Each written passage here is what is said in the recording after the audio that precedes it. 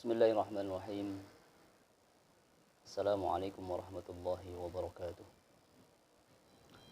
Alhamdulillahi wa kafa. Wa salamun ala ibadihi alladhina istafa. Asyhadu an la ilaha illallah al-malikul a'la. Wa asyhadu anna Muhammadan abduhu wa rasuluh. An-nabiyyu sahibul huda. Amma ba'd. Subhanaka la ilma lana illa ma 'allamtana innaka antal alimul hakim. Ibu-ibu yang dirahmati Allah, jamaah majelis Nurul Iman Telkom yang berbahagia.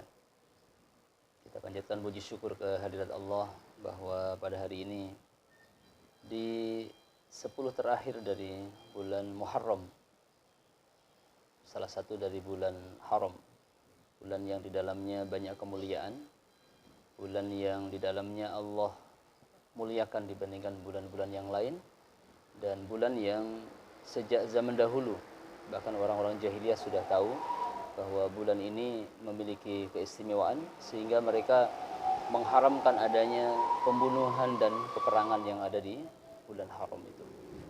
Mudah-mudahan kita mendapatkan kemuliaan dari bulan Muharram ini karena kita telah mengisinya dengan kebaikan-kebaikan dan amal saleh yang lainnya.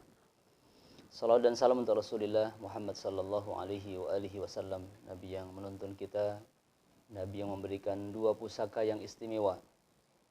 Ma in tamassaktum bihima lan tadillu abada.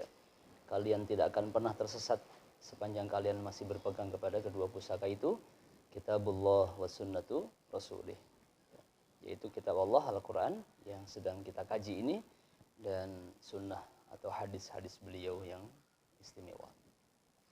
Ibu-ibu jamaah majelis Nurul Iman Telkom yang berbahagia, kali ini kita akan melanjutkan kajian dari surah Al-Mulk yang beberapa pekan lalu sudah kita bahas, dan hari ini kita akan menyambung pada ayat yang ke-19, 20 dan seterusnya.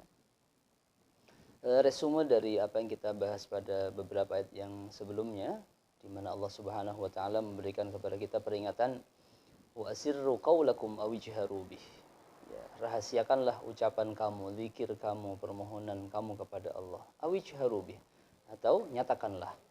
Ya, jadi ada dua model amaliyah yang kita lakukan kepada Allah, yaitu dalam ibadah sir atau dalam ibadah jahar. Ya, innahu alimun bidzatis sudur. Allah Maha mengetahui terhadap apa yang ada di hati kalian semuanya. Kemudian yang kedua,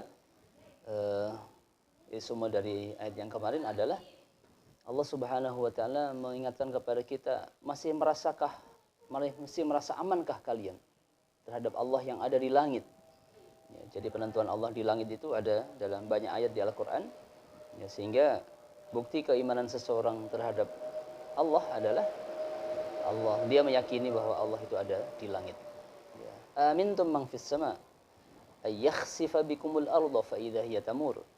Am amintum man fis sama ayyursil 'alaikum hasiba fasata'lamuna kaifa nadhir. Ya. Jadi Allah berikan kepada kita peringatan, masih merasa amankah kalian terhadap siapa yang ada di langit, yaitu Allah Subhanahu wa taala. Ya, pada dua ayat yang terakhir kemarin. Bismillahirrahmanirrahim. Kali ini kita akan membahas pada ayat yang ke-19. A'udzubillahi minasyaitonirrajim. Wa laqad kadzdzabal ladzina min qablihim fakaifa kana nakir. Awalam yarau ila at-tayri fawqahum saffati wa yaqbidun ma yumsikuhunna illa ar-rahman innahu bikulli syai'in basir. Amman hadzal ladzi huwa jundul lakum yansurukum min dunir rahman inil kafiruna illa fi ghurur. Amman hadzal ladzi yarzuqukum in amsaka rizqah bal lajju fi 'utuwwin wa nufur. أفمن يمشي مكبا على وجهه أهدى أمن يمشي سويا على صراط مستقيم. Ya.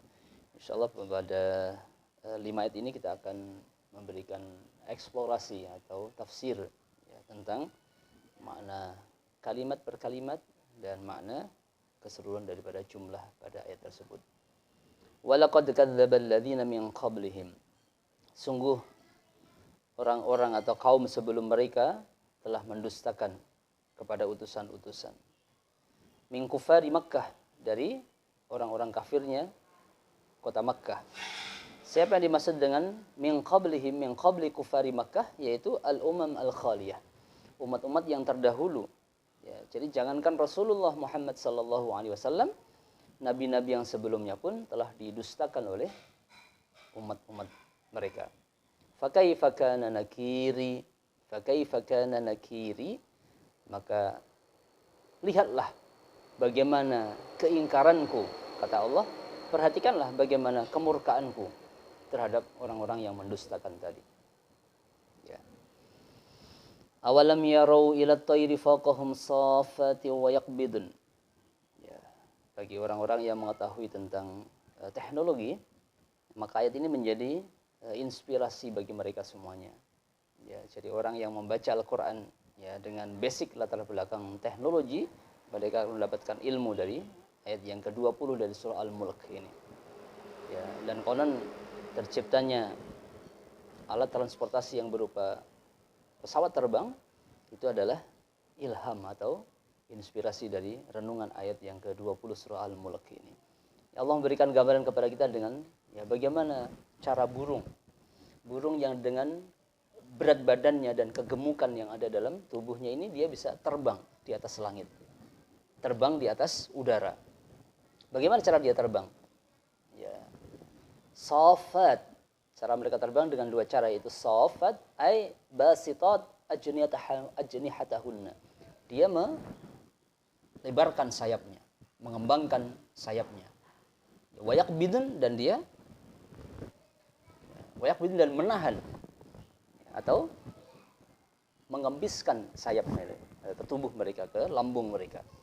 Ya, ini dalam Allah menggambarkan bagaimana teori terbangnya burung ya, dengan tubuh yang dimilikinya, kegemukan yang ada dalam tubuhnya, dia bisa terbang di atas udara ya, yaitu dengan cara safat ya, ay basitatin ajnihatahunna wa yaqbidna ay yadmumna ajnihatahunna ba'dal basti ya, burung tadi kemudian ya, menghimpun lagi sayap-sayapnya sesudah dia mengembangkan dalam terbangnya tadi. Ya, jadi teori dalam terbangnya burung itu dua macam ya. Ya, basitat dengan yadmumna. Ya, safat dan yaqbidna. Apa yang diinginkan oleh Allah dari ayat tadi? Ma yumsikuhunna illar rahman. Ketahuilah, tidak ada yang bisa menahan ya, burung ketika dia terbang di atas udara tadi sehingga dia tidak terjatuh illar rahman, kecuali Allah yang maha pengasih, kecuali Allah yang maha rahman. Illa biimsakillahi azza wa jalla, kecuali dengan tahan, Allah menahan terhadap burung tadi, iyyaha wa hifdhahu lahu, dan Allah senantiasa menjaga atau memelihara burung dalam terbangnya tadi. Ya, subhanallah. Ini keyakinan seseorang mukmin terhadap ya bagaimana pengawasan Allah dan penjagaan Allah dalam dirinya. Ya, sesudah itu Allah mengajak kepada kita untuk melihat kepada dua permisalan berikut ini.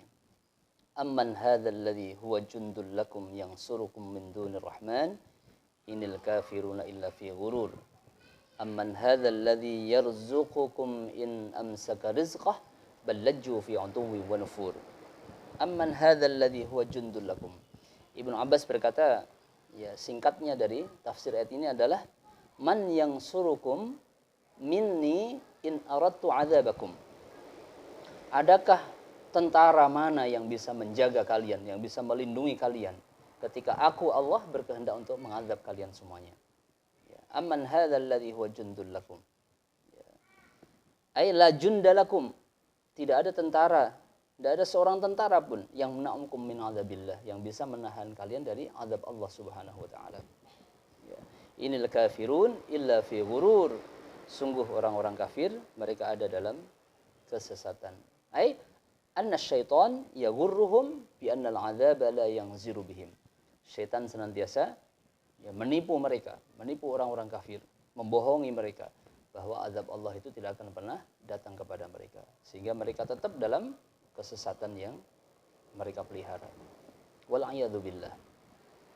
Kemudian Allah bertanya lagi kepada kita semuanya, amman hadzal ladzi yarzuqukum, atau adakah seseorang yang akan bisa memberikan rizki kepada kalian semuanya?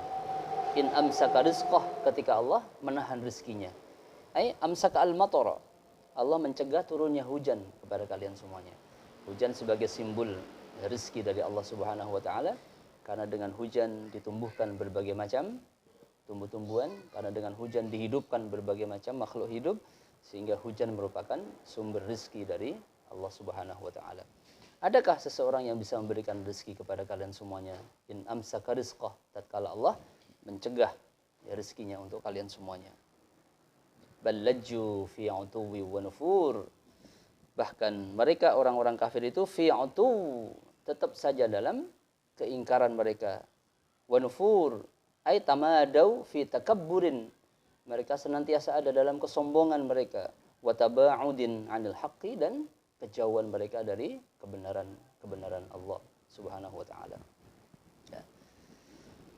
Kemudian terakhir pada ayat yang ke-22, Allah Subhanahu wa taala ya memberikan kepada kita dua permisalan lagi tentang bagaimana seseorang yang mendapatkan hidayah dalam hidup ini dan seseorang yang tidak mendapatkan petunjuk atau hidayah dalam kehidupan mereka.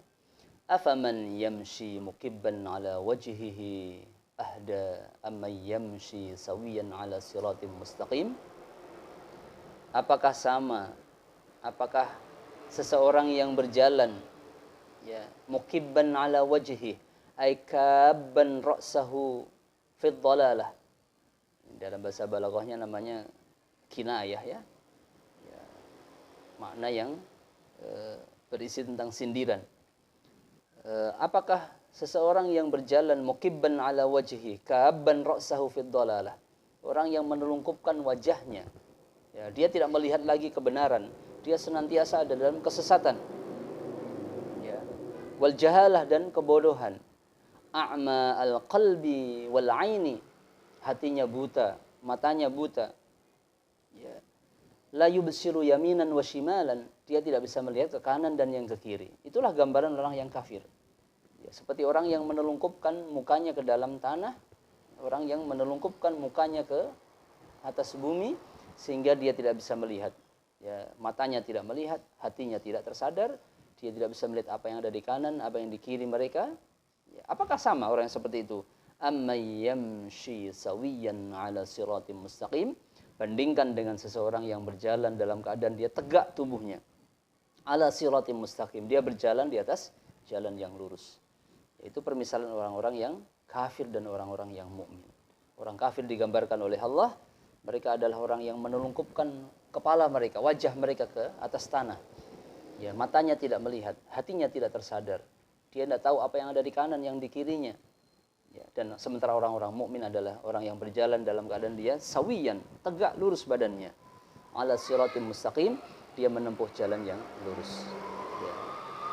Jadi orang-orang kafir itu seperti ya dalam ayat yang lain digambarkan seperti mayat hidup ya. Ya, seperti mayat yang berjalan. Ya. Afamang syarahallahu sadrahu lil Islam fahuwa ala nurim mir rabbih. Ya. Orang-orang yang berjalan di atas petunjuk Islam itu adalah orang-orang yang fi nurim mir rabbih, orang yang dalam sinaran cahaya dari Allah Subhanahu wa taala. Ya. Sementara orang-orang yang kafir, orang yang berjalan dalam kegelapan di muka bumi ini, tubuhnya ada, dia bernafas, matanya melihat, tetapi dia mengetahui kebaikan dan kebenaran, dia tidak bisa membedakan bainal haq wal batil. Ibu yang dirahmati Allah, ya, alangkah luasnya cakupan dari ayat yang kita baca tadi. Di ayat yang ke-18 Allah menggambarkan bagaimana utusan-utusan Allah itu telah didustakan oleh umat-umat sebelumnya. Ya, sehingga kalaupun sekarang masih ada orang yang mendustakan, tidak usah heran. Begitulah kebenaran, selalu ada penentangnya. Yang kedua, apakah mereka tidak melihat bagaimana Allah mempertahankan burung yang sedang terbang di udara? Ya, ketika dia safat wa yaqbidun, cara mereka terbang dengan dua, yaitu mengepakkan sayapnya dengan membentangkan sayapnya dan dengan ya, menarik sayapnya ke dalam lambung mereka. Itulah cara burung terbang. Ya, wa yaqbidun ma yumsikuna illa rahman innahu bikulli syai'in basir. Ya, kemudian yang berikutnya, adakah seseorang tentara bahkan yang bisa menahan kalian semuanya dari azab yang Allah akan timpakan kepada kalian ketika Allah berkehendak untuk menimpakan itu kepada kita semuanya. Inil kafirun illa fi ghurur. Tidak ada sesuatu yang bisa kita andalkan untuk menghadapi azab Allah Subhanahu wa taala. Jadi tidak ada tempat berserah diri selain hanya kepada Allah. Yang kedua, aman hadzal ladzi yarzuqukum, atau adakah seseorang yang bisa memberikan rezeki kepada kalian? Sebuah keyakinan yang harus kita bangun dalam hati kita bahwa tidak ada la raziqa illallah. Tidak ada pemberi rezeki selain Allah. La nasira illallah. Tidak ada penolong sesungguhnya kecuali dari Allah Subhanahu wa taala. Jadi akhirnya muncul dalam hati kita hasbunallah wa ni'mal wakil. Kemudian terakhir pada ayat yang ke-22 Allah berikan kepada kita gambaran, bedakan antara orang yang kafir dan orang yang mukmin. Orang kafir seperti orang yang menelungkupkan wajahnya ke atas tanah, matanya tertutup, hatinya tidak terbuka, sehingga dia tidak menyadari apa yang ada di kanan dan di kiri. Sementara orang mukmin adalah orang yang berjalan dengan tegak tubuhnya. Dia melihat ke kanan, dia membedakan yang mana yang benar, dia membedakan yang mana yang hak. Mudah-mudahan kita senantiasa dihidayah oleh Allah untuk senantiasa berjalan dalam huda atau petunjuknya yang benar. Amin ya rabbal alamin. Subhanakallahumma bihamdika asyhadu an la ilaha illa anta astaghfiruka wa atubu ilaik. Wassalamualaikum warahmatullahi wabarakatuh.